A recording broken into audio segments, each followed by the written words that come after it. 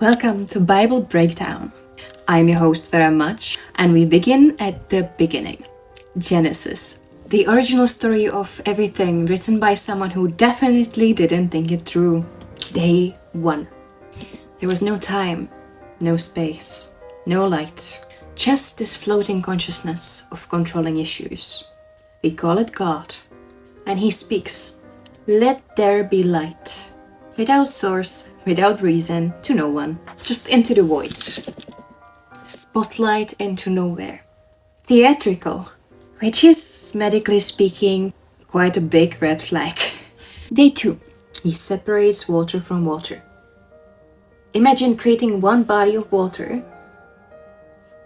and then immediately separating it. No inhabitants, no function, just wet boundaries.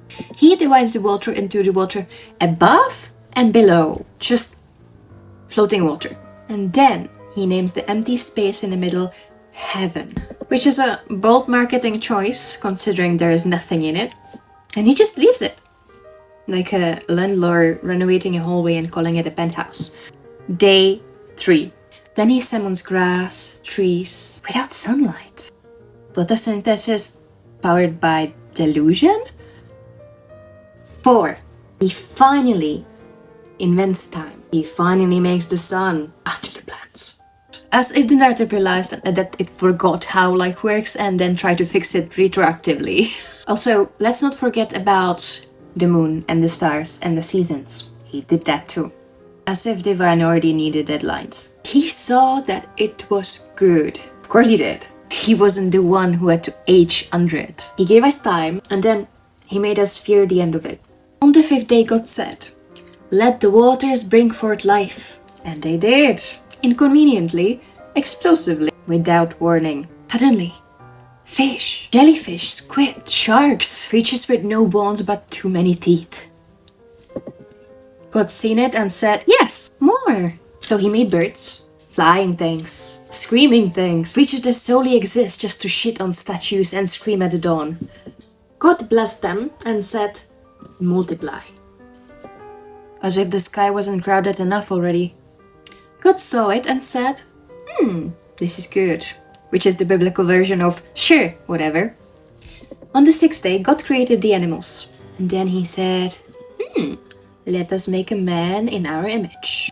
No one asked for this, but he did it anyway. He scooped some dirt. He blew into it and called it Adam.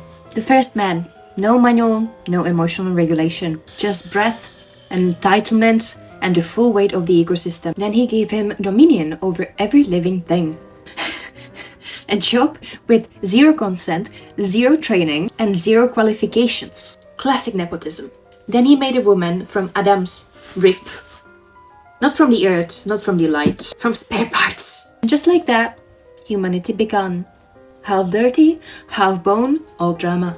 Day 7.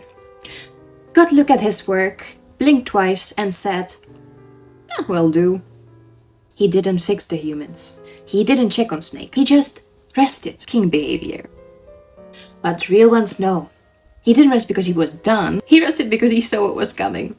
Like taxes, wars. So that apparently was a successful week. Creation so chaotic, slightly rushed, and out of order. And somehow it is still marked as intelligent design. Thank you for watching. Subscribe for more.